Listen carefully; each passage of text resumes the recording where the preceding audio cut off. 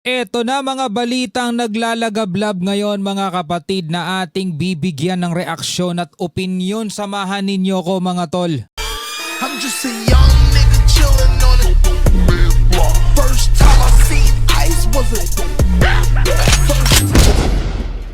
Alright mga kapatid, welcome ulit sa ating bagong video, reaction, review, commentary, opinion, criticism at kung ano-ano pa. Bago natin to simulan, huwag niyong kalimutan mag-subscribe.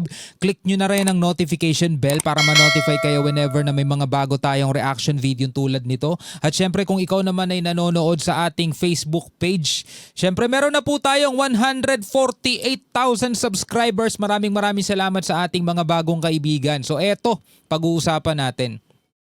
Pinakakasuhan na ng DPWH at ICI at sa Ombudsman mga kapatid si dating Speaker Martin Romualdez at Zaldico mga tol.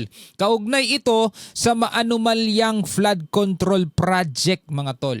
So ito ay alamin natin ang buong detalye mula rito sa News 5 Everywhere. Kung gusto nyo panoorin yung buong balita, walang problema. Pero kung gusto ninyong makipagtalakayan sa atin sa ating opinion at reaction video, samahan ninyo ako mga tol. Wag na natin patagalin pa, panoorin na natin to. Inirekomenda ng kasuhan ng DPWH at Independent Commission for Infrastructure o ICI sina dating House Speaker Martin Romualdez at ang nagbitiw na kongresistang si Zaldico. Pinakakasuhan na. Posibleng hindi nga o posible silang managot sa mga kasong plunder, graft at direct bribery kaugnay ng maanumalyang flood control projects. Ang buong detalye sa report ni JC Cosico. Ito mga kapatid, bago natin ipagpatuloy para sa akin, regardless kung anong religion mo, regardless kung anong kulay ng politikang pinaniniwalaan mo, regardless mga kapatid kung ano ang estado mo sa buhay, kung mayaman ka man o hindi, lahat tayo deserve natin mga tol ang hustisya. Deserve natin ang katarungan. Diba? Dahil ikaw, lahat tayo, hindi ka man pumupuntang direkta doon sa BIR para magbayad ng tax. Doon pa lang sa simpleng pagbili mo ng candy, sa simpleng pagbili mo ng delata o ng mga noodles, mga tol, may tax na yan. Every time nagbabayad ka ng pamasahe, jeep, bus o tricycle, mga tol, lahat yan may mga tax yan. Taxpayer. Na dapat mga tol ay ginagamit ng ating gobyerno para pagandahin yung quality of life natin. Halimbawa kapag bumabagyo, which alam naman natin taon-taon tayong binabayo ng bagyo, pero parang walang pagbabago at lumala pa nga dahil nitong mga nakaraan. Ngayong taon na to, 'di ba? Umaabot hanggang bubong yung mga pagbaha. Hindi sana mapapansin yun kung hindi lang sana sinabi ni Pangulong Marcos dun sa kanyang zona na napakarami ng mga flood control projects. Kaso parang few days after mga tol bumaha ng malubha di ba? So ngayon eto hinahabol natin ngayon ang katotohanan, hinahanap natin. Di ba? Sana makamit nating lahat yan. Tuloy natin to. Kahong-kahong mga dokumento ang bit-bit ng mga tauhan ng DPWH at Independent Commission for Infrastructure sa Office of the Ombudsman kanina. Yan ay para irekomendang kasuhan ng plunder, graft at direct bribery sina dating Ako Bicol Party List Representative Zaldico at dating House Speaker Martin Romualdez. Hindi ako naniniwala na ang mga mastermind o kaya mga guilty lang, yung mga super guilty is yung mga contractor lang. Diba? Yung mga empleyado, mga small fish sa DPWH. Kasi mga tol, hindi naman sila yung may hawak ng budget ng Pilipinas. Hindi naman sila yung gumagawa Kumbaga, empleyado lang din sila Biruin mo, magkakaroon ng flood control project na ghost. Ibig sabihin, binayaran ka pero wala kang ginawa. Hindi man lang ba nila chinek bago natin i-release yung pondo, patingin muna ng development o ng progress doon sa ginagawa mong proyekto.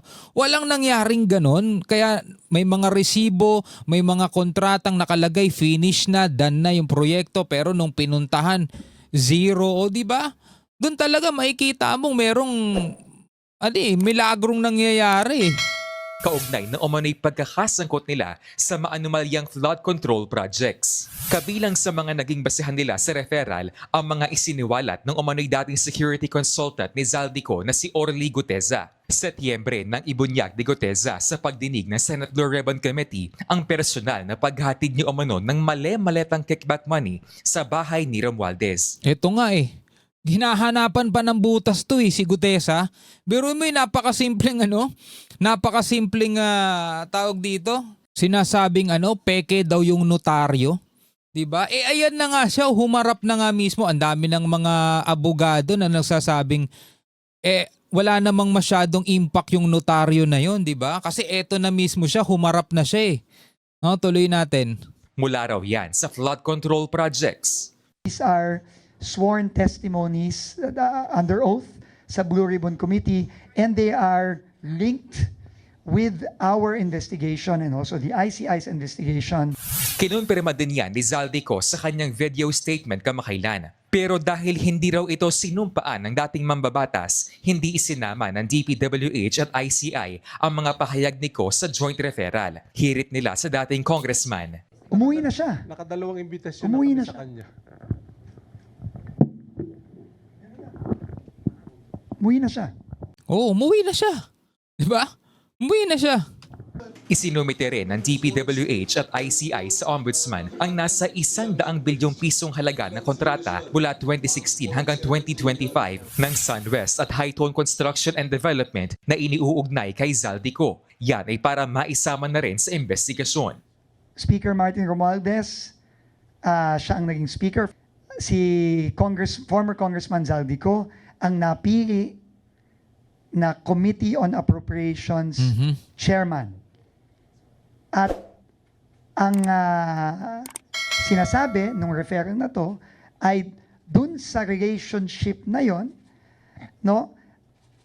nangyari itong mga iba't ibang kontratang ito. Hindi pwedeng maghugas kamay ang mga public officials. Walang pumilit sa kanila.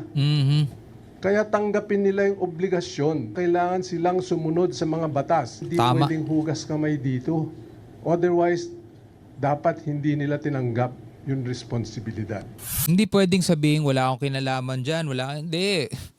Tanggapin niyo yung investigasyon. Saka imposible namang hindi makakasuhan yung mga dapat kasuhan, 'di ba? Sila ang gumagawa ng budget, sila may hawak ng mga budget diyan 'di ba? Ako mga tol, personally, hindi naman pwede sigurong si Zaldico lang talaga yung pinaka-mastermind niya. Kasi siya lang talaga tinuturo biruin mo. Kung siya lang talaga, imagine mo kung paano niya pinaglaruan yung mga mas mataas sa kanya. Diba? Imagine mo kung paano niya inutakan lahat ng mga mas mataas sa kanya kung siya lang talaga mag-isa ang gumawa ng mga yan. Diba? Hindi naman siya yung pinakamataas Doon pa lang sa house may mas mataas na sa kanya At pagkatapos nung house may mas mataas pa ulit doon. Biruin mo lahat yun, pinaglaruan niya. Isa sa ilalim sa fact-finding ng Ombudsman ang joint referral ng DPWH at ICI laban kina Ko at Romualdez. Nagbabalita mula sa Alright mga kapatid, so eto na nga. Pinakakasuhan na daw mga kapatid ng DPWH at ICI sa Ombudsman.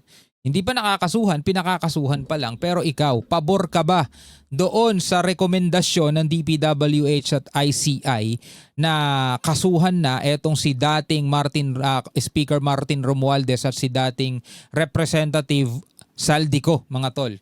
Kaugnay nga rito sa maanumalyang flood control projects.